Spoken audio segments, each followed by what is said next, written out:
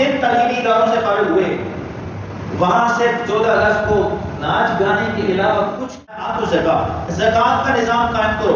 پورے ملک میں غریب کوئی نہیں ہوگا. سچ بولنا آسان ہو, مارکیٹ میں جھوٹ بولنا مشکل ہو.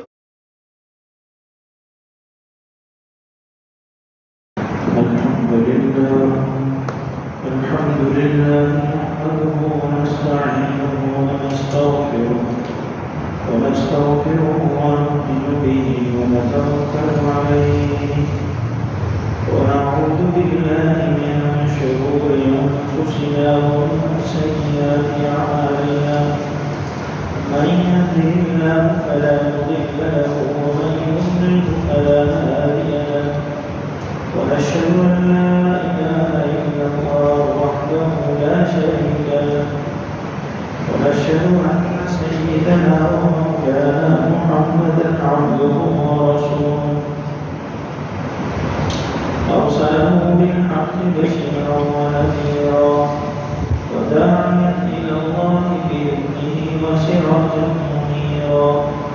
أما بعد فأعوذ بالله من الشيطان الرجيم. بسم الله الرحمن الرحيم. الذين إن مكناهم في الأرض أقاموا الصلاة وآتوا الزكاة وأمروا بالمعروف ونهوا عن المنكر ولله عاقبة الأمور. وقال الله تعالى في مقام آخر فكأي من قرية أهلكناها وهي ظالمة فهي خاوية على عروشها وبئر معطلة وقصر مشيد. آمنت بالله صدق الله العظيم وصدق رسوله النبي الكريم ونحن على ذلك لمن الشاهدين والشاكرين والحمد لله رب العالمين. اللهم صل على سيدنا محمد وعلى آل سيدنا محمد وبارك وسلم. اللهم صل على سيدنا محمد وعلى آل سيدنا محمد وبارك وسلم. اللهم صل على سيدنا محمد وعلى آل سيدنا محمد وبارك وسلم.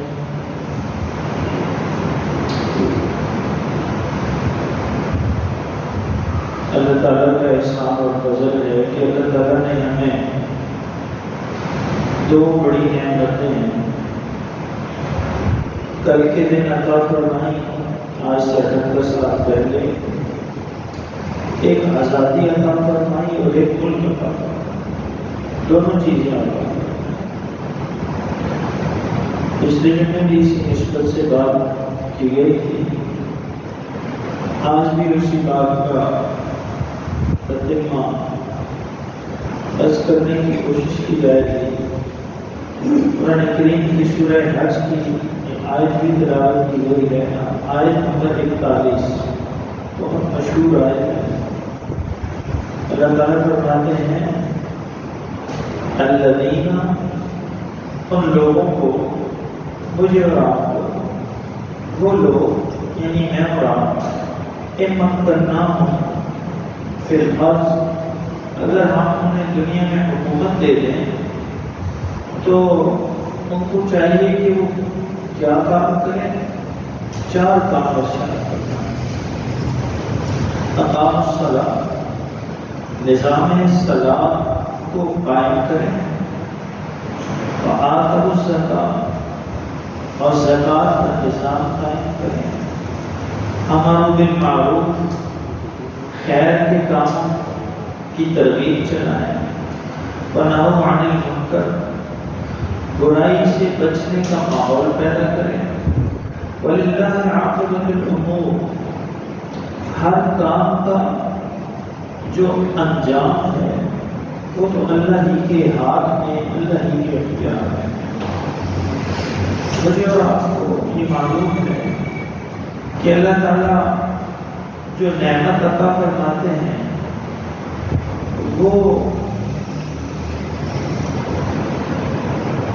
اس بات پر قائم رہتی ہے اور بڑھتی ہے، اس کا اصول بتایا ہے اللہ تعالیٰ نے۔ دنیا کی کوئی بھی نعمت ہوگی، اس کا اصول میں اور آپ جانتے ہیں کہ وہ نعمت باقی بھی رہتی ہے اور بڑھتی بھی ہے۔ اس کے دو اصول ہیں، ایک تو نعمت کی قدردانی، اس کا شکر، اور دوسرا اس نعمت کا درست استعمال۔ یہ دو باتیں ہوں گی تو کوئی بھی نعمت ہوگی وہ باقی بھی رہے گی اور اس میں بڑھوتری بھی ہوگی۔ اگر ان دونوں باتوں میں سے کوئی ایک بھی نہیں ہوگی تو پھر نعمت بھی چھن جائے گی اور سزا بھی ہوگی، تکلیف بھی ہوگی، پریشانی بھی ہوگی۔ تو یہ اصول بتائے ہیں اللہ تعالیٰ نے۔ مجھے اور آپ کو جو ملک اللہ نے عطا فرمایا 14 اگست کے دن، اگرچہ ایک بحث آپ نے بھی سنی ہوگی اور BBC نے 2020 میں بھی یہ بات لکھی، اور جب میں نے دیکھا تو انہوں نے لکھا کہ اصل میں پاکستان کی جو آزادی کا دن ہے وہ 15 اگست ہے، اور 15 اگست کو ہندوستان اور پاکستان دونوں آزاد ہوئے، اور اس پر ایک لمبی رپورٹ لکھی تو عرض ہے، اور اس میں انہوں نے خود بھی لکھا کہ جب ہندوستان کے آخری وائسرائے نے دونوں مملکتوں کی علیحدگی کا اعلان کرنا چاہا تو وہ 14 اگست کے دن کراچی آئے تھے اور ملک کی جو اس وقت کی سندھ اسمبلی تھی اس کے اجلاس سے خطاب کیا، اور اس اجلاس کے صدر نشین حضرت قائد محمد علی جناح رحمۃ اللہ علیہ تھے، اور 14 اگست کے دن پاکستان کی آزادی کا اعلان کیا۔ اور لکھنے والے نے یہ لکھا کہ یہ جو 27 رمضان اور جمعۃ الوداع کا کہا جاتا ہے تو یہ بات بھی نہیں ہے، وہ جمعرات بنتی ہے۔ تو انہوں نے انگریزی تاریخ کے حساب سے لکھا، ہمارا دن اسلامی دن جو ہے وہ مغرب سے شروع ہوتا ہے۔ تو یہ اور بعض جو صاحب دانش، اصحاب دانش، اصحاب فکر ہیں، وہ اس بات کو سوچتے ہیں کہ اللہ تعالیٰ نے رمضان کا انتخاب کیا پاکستان کے آزاد ہونے کے لیے، پھر شب جمعہ کا انتخاب کیا اس مملکت کی آزادی کے لیے، پھر 27ویں شب کا انتخاب کیا جس کے بارے میں شب بدر کی زیادہ رجحانات ہیں بعض صحابہ کے۔ تو یہ ساری چیزیں تو آخری وائسرائے کے بس میں نہیں تھیں، نہ وہ مسلمان تھا۔ یہ تو فیصلہ انہوں نے کیا، تاج برطانیہ نے، لیکن اللہ تعالیٰ نے جو تقدیر میں جو دن اور مقام اور رات اور گھڑیاں لکھی ہیں وہ بڑی بابرکت ہے۔ بہت بابرکت موقع پر اللہ نے اس ملک کو آزاد کیا۔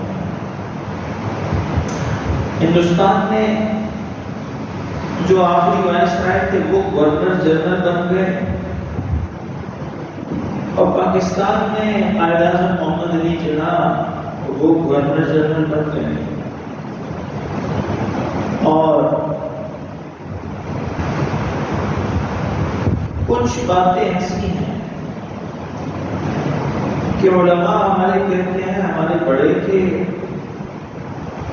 معلوم نہیں ہے کہ اللہ کی اس میں کیا حکمتیں ہوں گی، کیا راز ہوں گے، کہ ایک طرف تو اس مملکت کو اتنے مبارک موقع پر آزادی عطا فرمائے،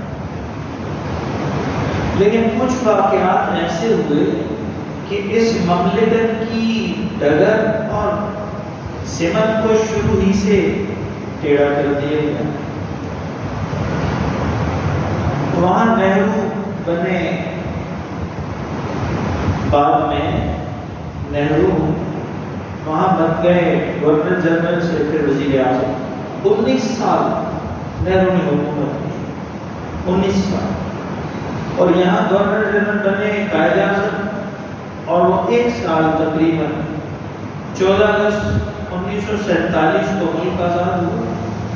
11 ستمبر 1948 کو قائد اعظم کی بیماری کی وجہ سے وفات ہو گئی. یہ بھی کوئی اللہ تعالیٰ کی حکمتیں ہیں. آپ جانتے ہیں کہ ان کی بیماری اور ان کی وفات میں جو غفلتیں ہوئی وہ اپنی جگہ. پھر آپ دیکھیں کہ گورنر جنرل بن گئے خواجہ ناظم الدین,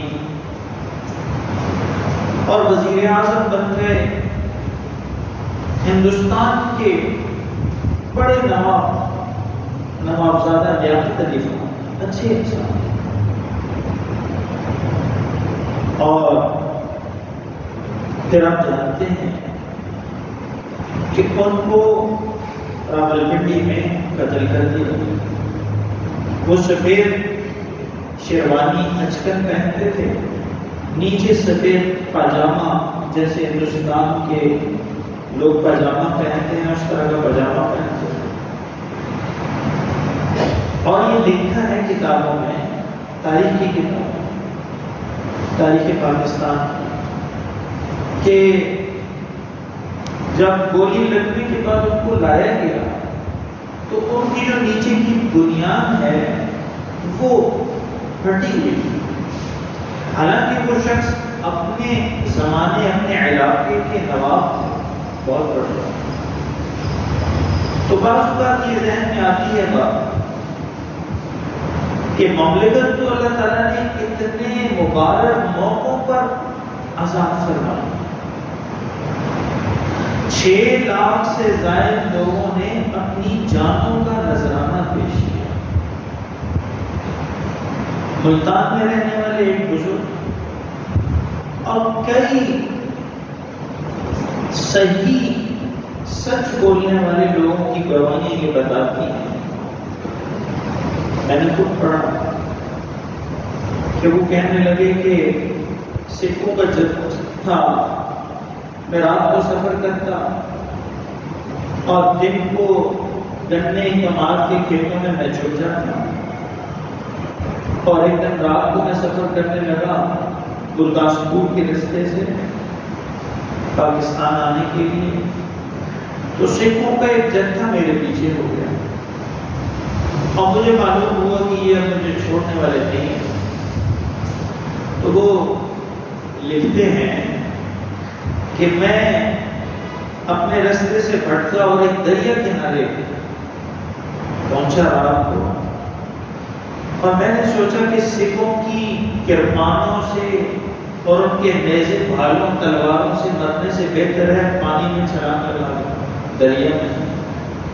انہوں نے یہ لکھا ہے کہ میں نے جب دریا میں چھلانگ لگائی, دریا ستلج میں, تو کہنے لگے کہ دریا کا پانی لاشوں سے بھرا ہوا ہے, لاشیں لاشیں, مرد و خواتین.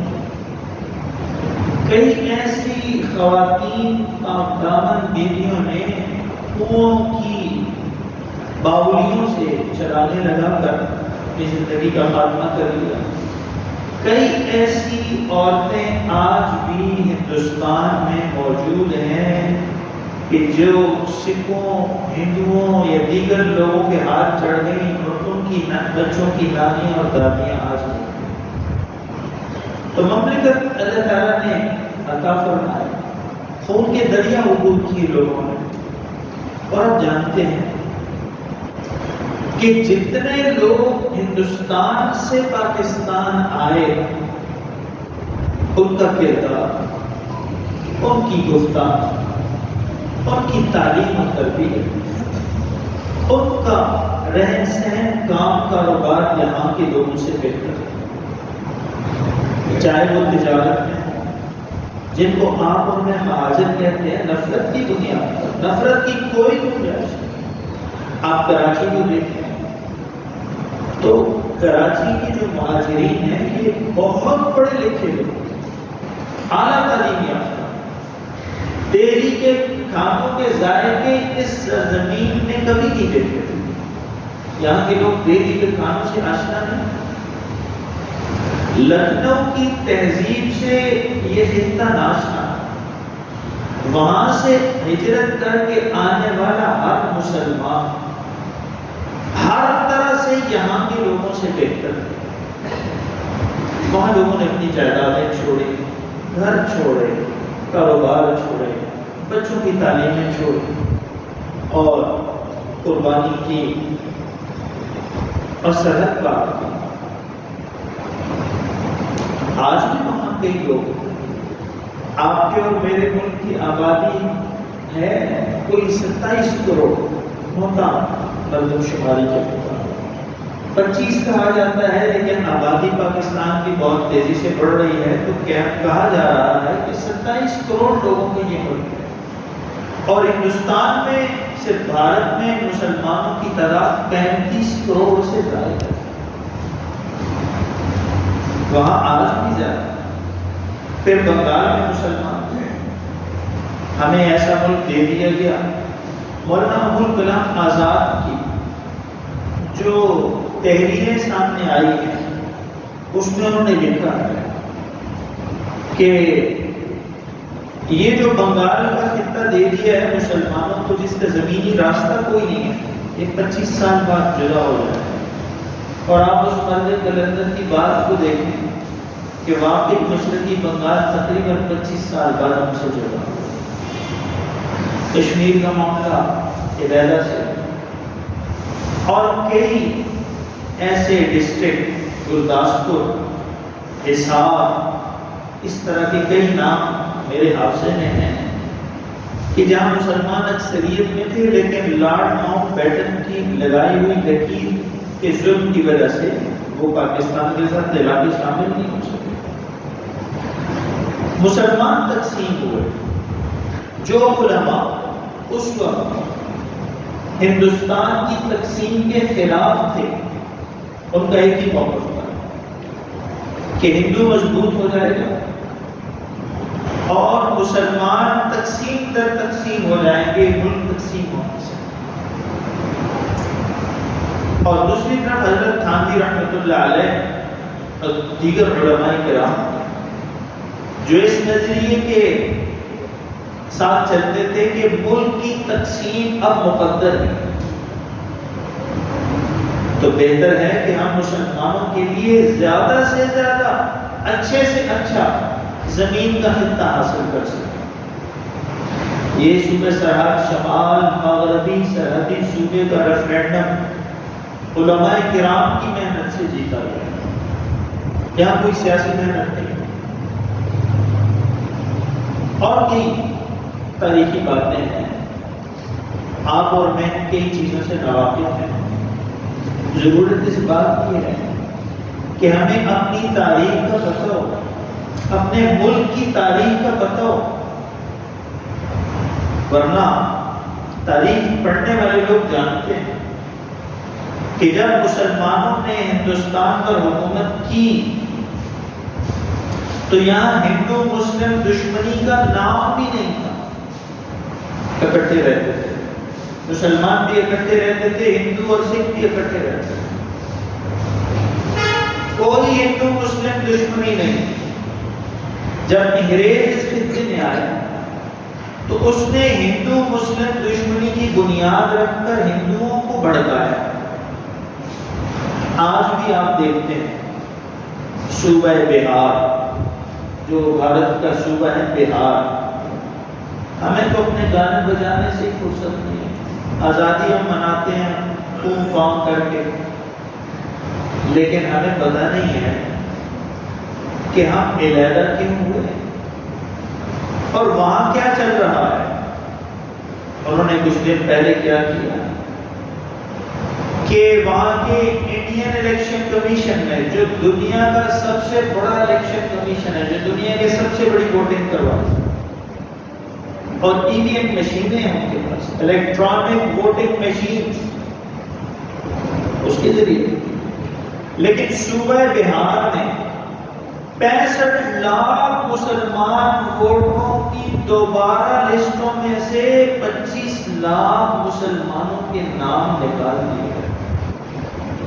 ان کو ووٹر ہی نہیں، پہلے موجود تھے، ووٹر لسٹ سے ہی نکال دیے، ووٹ دینے کے حال نہیں ہے ہندو دشمنی کی وجہ سے.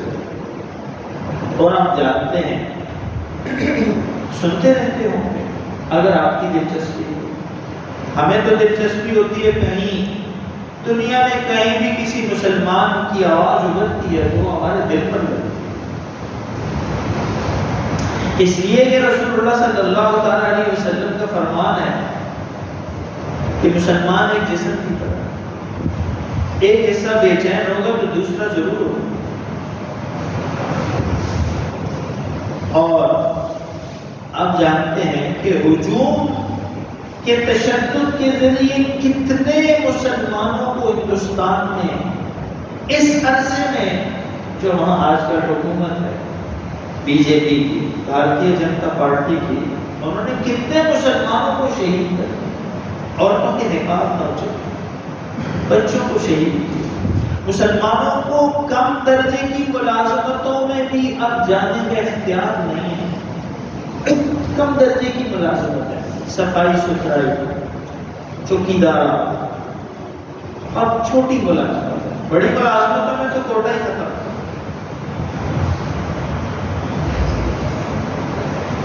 اس ساری صورتحال سے بچانے کے لیے مجھے اور آپ کو اللہ تعالیٰ نے اس بات معاملے کرنے پیدا کیا. میرا اور آپ کا نصیب اور رزق یہاں ہے. اور کہتے ہیں بڑے لوگ سمجھدار ہوتے ہیں، بڑے بزرگ، بڑے لوگ، بڑے بزرگ دانا ہوتے ہیں، سمجھدار ہوتے ہیں. اور یہ واقعی بات ہے. ہمارے بڑے بزرگ کتنے دانا اور سمجھدار تھے کہ انہوں نے نعرہ کون سا دیا مجھے اور آپ کو، ہر خاص و آپ کی زبان پر، بچے بچے کی زبان پر، پاکستان کا مطلب کیا؟ لا نعرہ دے. پاکستان کا مطلب کیا؟ لا الہ الا اللہ. اگرچہ ہندوستان اچھا ہوگا، اگرچہ ہمارے کاروبار ہوں گے، اگرچہ ہمارے بزرگوں کی قبریں وہاں ہوں گی، لیکن ہمیں دھرتی وہ چاہیے جہاں ہم لا الہ الا اللہ کے مطابق آزاد زندگی گزار سکیں. یہ ہمارے بڑوں نے فیصلہ کیا، سیاسی بڑوں نے بھی اور علماء نے بھی، دینی بڑوں نے بھی، سیاسی بڑوں نے بھی. اور مجھے اور آپ کو یہ مملکت عطا فرمائی. ایک بات بعض اوقات غلطی ہو جاتی ہے ہم سے کہ ہم نے یہ ملک قربانیوں سے حاصل کیا، اس میں تھوڑی سی درستگی کر لینی چاہیے. ہم نے قربانیاں دی، اللہ تعالیٰ نے وہ قبول فرما کر اپنے فضل و کرم سے یہ ملک ہمیں عطا فرمایا. یہ دیا اللہ نے، یہ میں نے اور آپ نے نہیں دیا. یہ جو ملک اللہ نے دیا ہے یہ اللہ نے مجھے اور آپ کو عطا فرمایا. لیکن آپ جانتے ہیں ہمارے بڑوں نے نعرہ لگایا تھا کہ پاکستان کا مطلب کیا؟ لا الہ الا اللہ. لیکن کچھ لوگ ایسے پیدا ہو گئے جو کہتے ہیں نہیں، ہم نے آزادی کے لیے ملک لی ہے. کون سی آزادی؟ اظہار رائے کی آزادی. کون سی آزادی؟ جسم کی آزادی. میرا جسم میری مرضی. اس آزادی کے لیے لیا. تو ہمارا سوال ہے کہ پھر 6 لاکھ بے گناہ مردوں، زن اور بچوں کا خون کیوں بہایا گیا؟ یہ آزادی تو ہندوستان میں بھی مل سکتی. پاکستان کو علیحدہ مملکت کے طور پر دنیا کے نقشے پر کیوں لایا گیا؟ اس کی کوئی وجہ تو ہوگی. کیا صرف اس لیے کہ مجھے اظہار رائے کی آزادی ہو؟ کیا صرف اس لیے کہ مجھے میرا جسم میری مرضی کی آزادی ہو؟ اور آپ دیکھتے ہیں کہ یہ ملک 14 اگست 1947 کو اللہ نے آزاد کیا، اور 2025 کی 14 اگست سے پہلے اس ملک میں اسلام آباد میں ملک کی قومی اسمبلی بل پاس کر رہی ہے، پیش نہیں پاس کر رہی ہے، وہ لوگ بل کے حق میں ووٹنگ دے رہے ہیں جن کو ووٹ عام نے دیے۔ جب الیکشن ہو رہا ہوتا ہے تو ہم ممبر پر کہتے ہیں لوگوں کو ہوش سے ووٹ دو، برادری کو دیکھ کے ووٹ نہ دیا کرو، قوم قبیلے کو دیکھ کے ووٹ نہ دو، اور پارٹی دیکھ کے ووٹ نہ دو، اچھے انسان کو ووٹ دو، نیک آدمی کو ووٹ دو، ملک کے وفادار کو ووٹ دو، اسلام کے پیروکار کو ووٹ دو، دھرتی کے ساتھ وفا کرنے والے کو ووٹ دو۔ اس وقت لوگ کیا کہتے ہیں؟ لوگ ادھر سے ڈالتے ہیں ادھر سے نکالتے ہیں، مولوی لوگوں کا کام ہی کوئی نہیں، ہر خوشی کے رنگ میں بام ڈالنا مولویوں کا کام، کوئی بات ہوتی ہے یہ بولنا شروع کر دیتے ہیں۔ اسی اسمبلی میں آپ کے اور میرے ووٹوں سے منتخب نمائندوں نے بل پاس کر لیا کہ اسلام آباد کے 4-5 ستارہ ہوٹلوں کو شراب کے لائسنس کی اجازت ہے۔ ایک طرف تو یہ 4 بڑے ہوٹل ہیں جن کو آپ 5 سٹار کہتے ہیں، اردو میں 5 ستارہ کہتے ہیں، تو ان کو شراب کی فروخت، خرید و فروخت کی اجازت ہوگی۔ اور دوسری طرف جن دنوں یہ اسمبلی پاس کر رہی ہے، قانون بنا رہی ہے، قانون میں ایکٹ میں ترمیم کر رہی ہے، انہی دنوں میں اسلام آباد میں مسجدوں کے گرد نشان لگ گئے اور ایک فرقہ پرست وزیر داخلہ، متعصب اور ایک مخصوص فرقے سے تعلق رکھنے والے وزیر داخلہ، وہ راتوں رات مسجد شہید بھی کرواتے ہیں اور پھر وہاں پودے بھی لگواتے ہیں۔ مسجدیں ڈھانے کے لیے یہ ملک بنا تھا اور شراب کے لائسنس دینے کے لیے نہیں، ہمارے بڑوں نے یہ ملک ان چیزوں کے لیے نہیں بنا۔ یہاں مسجد تو قیامت تک مسجد ہے، مسجد کا شرعی مسئلہ ہے، اور ہے بھی وہ مسجد اوقاف کی مسجد، قبضے کی مسجد کا حکم اور ہے۔ کسی کی زمین پر میں نے، آپ نے، کسی نے قبضہ کر لیا مسجد، اس کا حکم کچھ اور ہے۔ یہ مسجد وہ ہے جس میں سی ڈی اے کی طرف سے بجلی کا کنیکشن ہے، پانی کا کنیکشن ہے، گیس کا کنیکشن ہے، امام اور مسجد کو تنخواہ وفاقی دارالحکومت میں قائم محکمہ اوقاف دے رہے، لیکن سیکیورٹی کی وجہ سے چونکہ باہر سے روٹ لگتے ہیں بڑے لوگوں کے گزرنے کے، تو مشرف صاحب کے زمانے سے یہ بات چل رہی ہے کہ بڑے لوگوں کے روٹ میں آنے والی مساجد اور مدارس کو منہدم کر کے یہاں سے تبدیل کر کے کہیں اور بھیج دیا جائے۔ کیوں؟ مسجد اور مدرسہ داڑھی اور ٹوپی تو دہشت گردی کی لا۔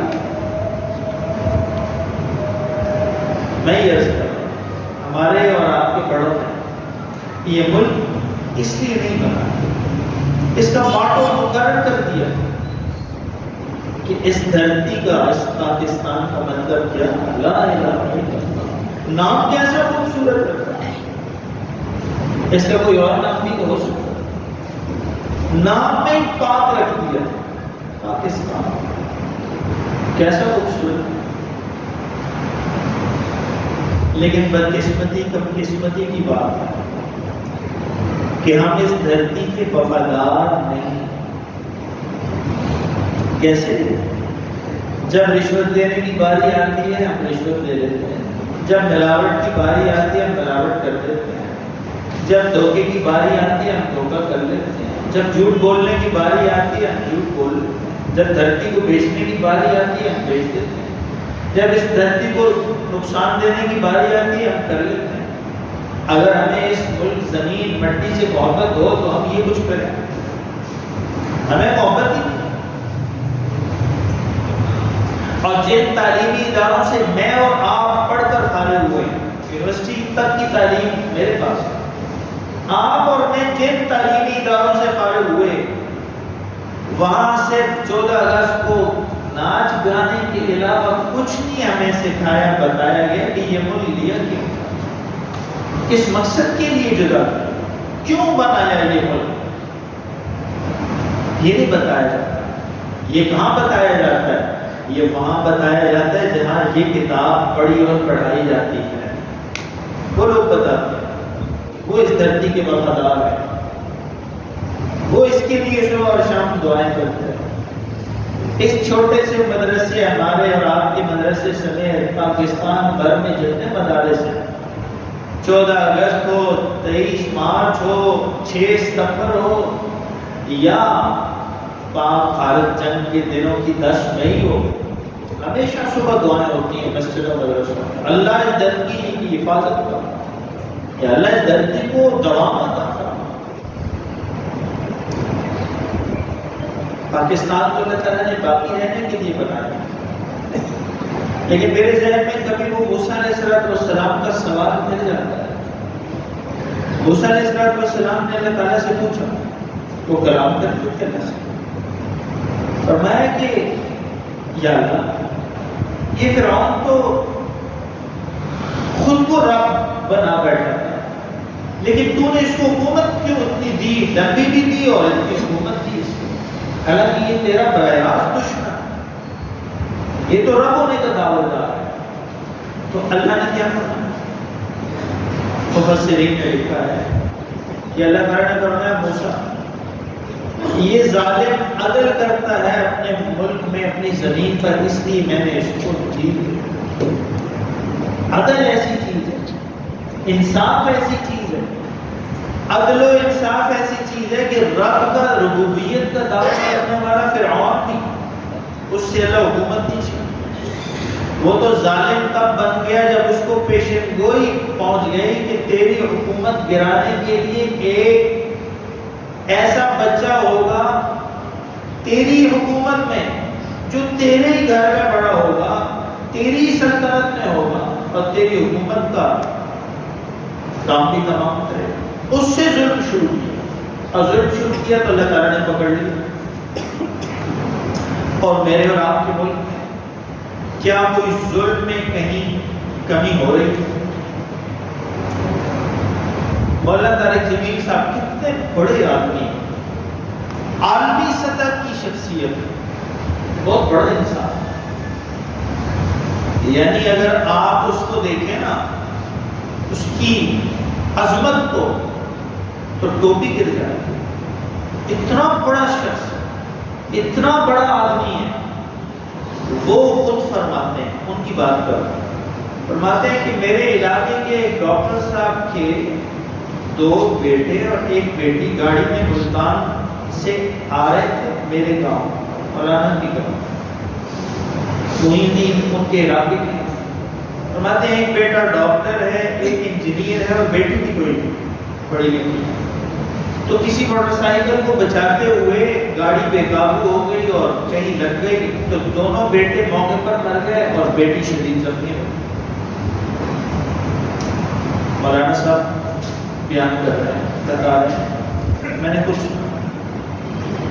مولانا صاحب فرما رہے ہیں کہ حادثے میں دونوں انجینئر بیٹا ڈاکٹر بیٹا دونوں شہید ہو گئے، بیٹی شدید زخمی ہو گئی۔ کتنا شدید حادثہ ہوگا کہ دونوں بیٹے مر گئے، جان سے چلے گئے، شہید ہو گئے۔ فرماتے ہیں کہ موقع پر لوگوں نے دیکھا کہ جو سب سے پہلے آدمی پہنچا موٹر سائیکل پر، تو اس نے دیکھا ابھی کوئی نہیں پہنچا، تو اس نے ان دونوں مرے ہوئے کی گھڑیاں، موبائل، گاڑی کی چیزیں، اور وہ زخمی بیٹی دیکھ رہی ہے اپنی آنکھوں سے، یہ نکال رہا ہے، اور وہ ساری چیزیں لیں اور لے کر بھاگ گیا۔ اب آپ بتائیں، کیا میں نے اور آپ نے، چلے میں نے اور آپ نے تو اس ملک کو حاصل نہیں کیا، نہ آزاد کرا ہے، ہمارے بڑوں نے یہ ملک انہی کاموں کے لیے آزاد کرا ہے، اسی بے حسی کے لیے۔ اتنا تو جانور بھی نہیں کرتا۔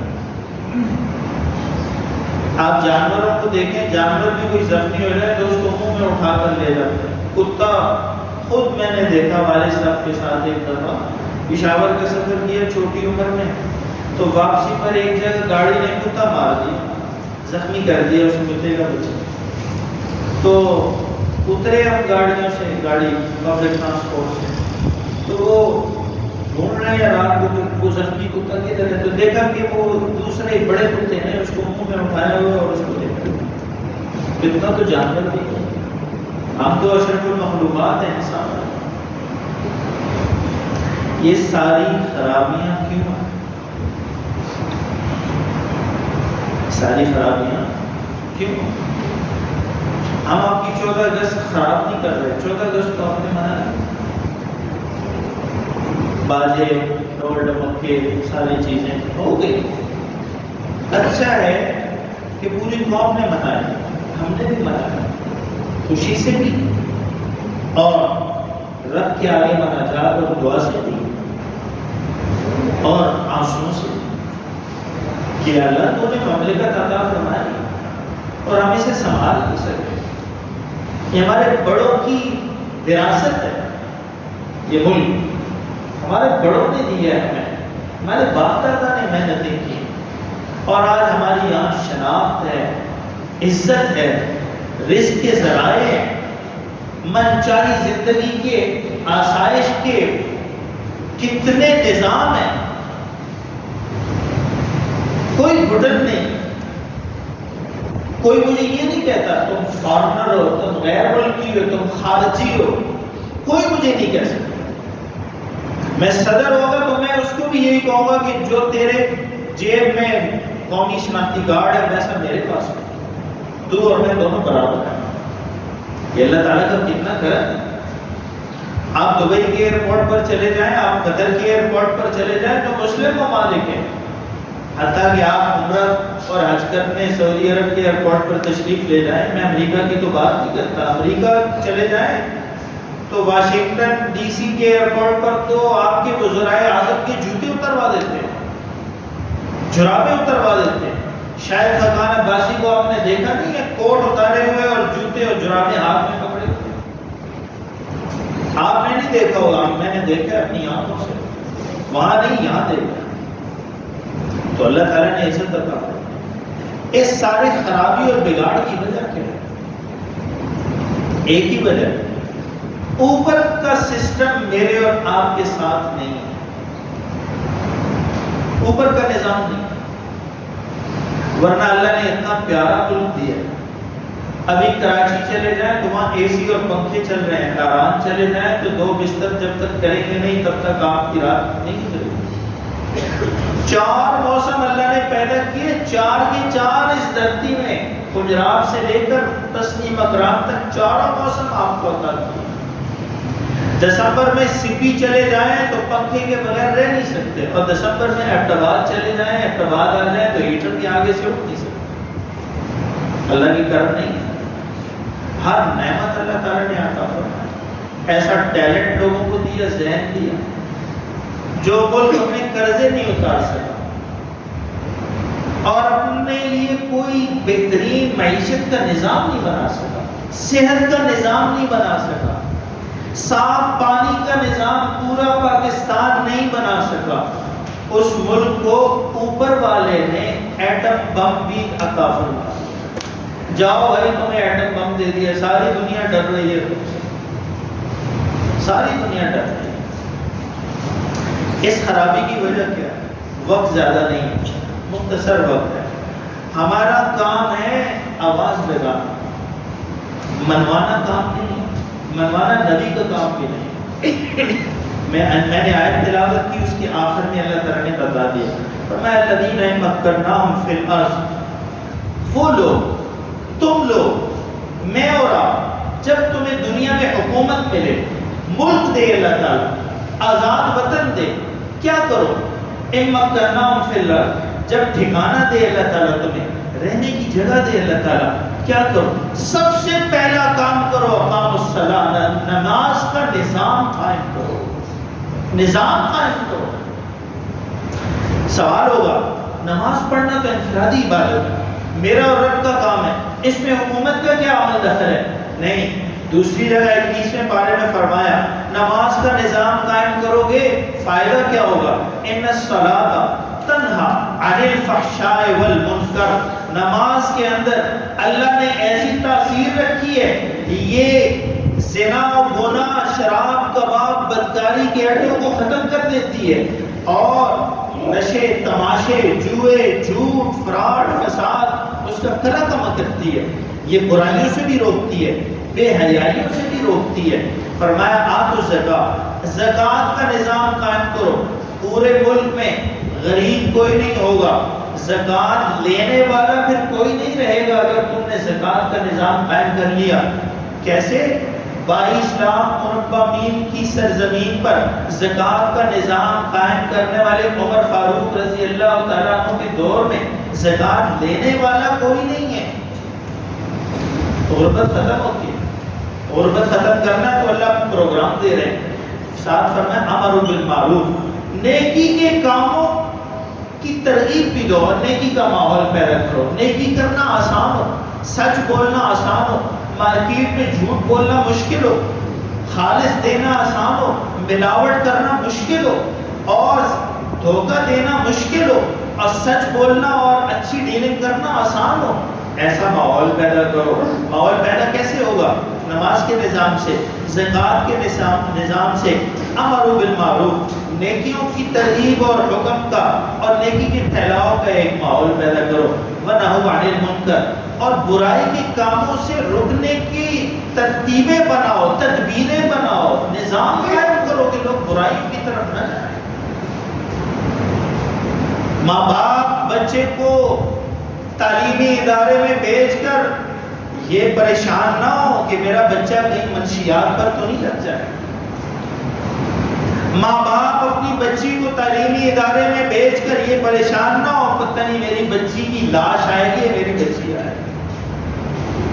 برائی کے کلا کما کرنے کا نظام ہو، لوگوں کو معلوم ہو نہ حق قتل، نہ حق ڈاکے، نہ حق چوری کی سزا مل کے رہے گی، یہ نہیں ہے 99 قتل کرنے والا بڑے فخر سے کہے ایک اور مار لیں گے، کیا کر لیں گے، آپ ضمانت کرا کے باہر آ جائیں، ایسا نظام نہ ہو۔ اور ساتھ فرمایا آپ کے ذہن میں سوال ہوگا، یا بعض کا سوال آ جاتا ہے، ہم نے بہت تبلیغ کر کے دیکھا جی، ہم نے لوگوں کو کیا کیا کہ تھک گئے۔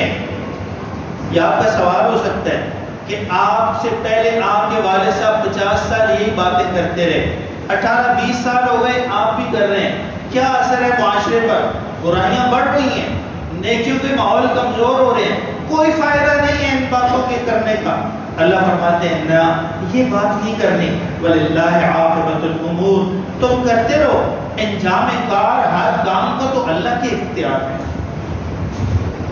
اللہ ہدایت کے فیصلے چلائے، ہدایت کی ہوائیں چلائے نہ چلائے، یہ اللہ کا کام ہے، تمہارا کام ہے ترغیب دیتے رہو، بات کرتے رہو، حق اور سچ کی بات لوگوں کے کانوں میں ڈالتے رہو۔ لاہور میں میرے کئی جاننے والے ایسے ہیں، میرے والد گرامی لاہور جامع اشرفیہ سے فاضل ہیں۔ لاہور کا وہ ادارہ جو پاکستان بنتے ہی کچھ عرصے بعد قائم ہو گیا تھا، وہاں کے شیخ الحدیث حضرت مولانا یوسف خان صاحب دامت برکاتہ العالیہ فرماتے ہیں کہ ہماری ترغیب پر، ہماری محنتوں پر اور دعوت و تبلیغ والوں کی محنتوں پر اور قال اللہ و قال الرسول کہنے والوں کی فکر اور محنتوں پر، فرمانے لگے لاہور میں کئی فیکٹریاں ایسی ہیں، کئی فیکٹریاں، آپ جانتے ہیں اس وقت پاکستان کا دل اور مرکز اور پاکستان کو چلانے والا انجن کراچی نہیں رہا، لاہور ہے۔ کراچی کو تو تباہ کر دیا جان بوجھ کر، اس کو تو ختم کر دیا، اس کو تو چوس کر لے گئے، لاہور ہے۔ ملک کی ترقی کا پہیہ اور انجن لاہور ہے۔ تو لاہور میں فرمایا کئی فیکٹریاں ایسی ہیں جہاں 3000 ملازم ہیں، 4000 ملازم ہیں، فرماتے ہیں 7000 ملازم بھی ایک فیکٹری میں ہم گئے بیان کے لیے، وہاں ملازم ہیں۔ ہماری ترغیب پر انہوں نے صرف اس آیت کی ایک چیز کو نافذ کیا، اقام الصلاۃ، نظام صلاۃ کو نافذ کیا اپنی فیکٹری میں مالک نے، کہ آج کے بعد یہاں نماز کا ماحول ہوگا، نماز کے وقت میں چھٹی ہوگی، وضو کرنا آسان ہوگا، استنجے کی جگہ مقرر ہوگی، نماز کے لیے آنا آسان ہوگا، زیادہ سے زیادہ لوگ اپنے وقت میں نماز پڑھیں گے. جو نہیں پڑھے گا ہماری فیکٹری میں نہیں رہے گا نماز کے اوقات میں کہیں اور چلا جائے تو بے شک چلا جائے. حضرت فرماتے ہیں اس ترغیب کے بعد 1 سال بعد میں دوبارہ گیا.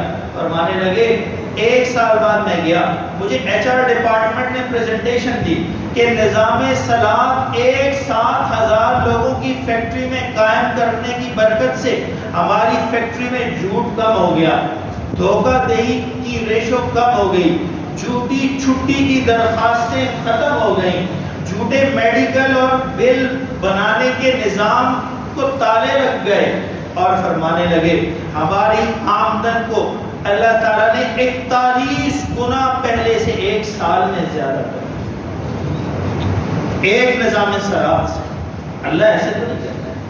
اگر یہ نظام صلاۃ میرے اور آپ کے ملک میں آ جائے تو میں نے عرض کیا آپ کے ذہن میں ہوگا کہ نماز میرے اور بندے کا تعلق ہے, ضرور ہے انفرادی طور پر, لیکن اجتماعی طور پر اللہ کا حکم ہے کہ جب ملک تمہیں ہاتھ میں اقتدار آ جائے, اختیار آ جائے, مملکت اللہ عطا فرمائے تو نظام صلاۃ کو نافذ کر دو. نماز پڑھنا آسان ہو, چھوڑنا مشکل ہو. آج ہمارے ملک میں نماز چھوڑنا آسان ہے, پڑھنا مشکل ہے. آپ سڑک پر چلے جائیں, لمبا سفر کریں, آپ کو ڈھنگ کی مسجد نہیں ملے گی. ڈھنگ کی ایسی مسجد جہاں آپ اپنی جرابیں جوتے کہیں رکھ کے آرام سے سکون سے وضو استنجا نماز پڑھ سکیں. کیوں؟ اس لیے کہ نظام صلاۃ کا نظام ہی نہیں ہے. پمپ والے نے مسجد بنائی ہے, وہاں پر جہاں اس کے پمپ کی آخری کونے میں ایسی جگہ جو بدگونیاں جگہ ہے وہاں اس جگہ کو کہا اس میں مسجد بنا. عورتوں کی نماز کی کوئی جگہ نہیں.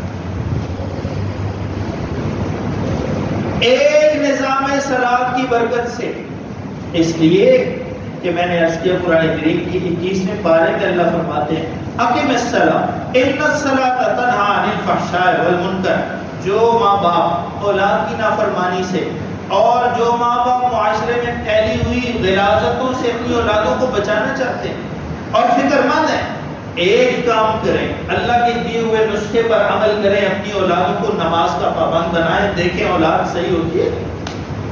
اللہ کہہ رہے ہیں بھائی ان الصلاۃ تنہی عن الفحشاء والمنکر, نماز کے اندر اللہ نے ایسی طاقت رکھی ہے, ایسا نظام چھپا کے رکھا ہے, ایسی حکمتیں, نماز پر لگے گا برائیاں بھی چھوڑے گا, اب بے حیائی کے کام بھی چھوڑے گا, گندگی غلاظت میں بھی منہ نہیں مارے گا, اور جتنے گناہوں کے کام ہیں ان سے بھی توبہ طائب ہوگا.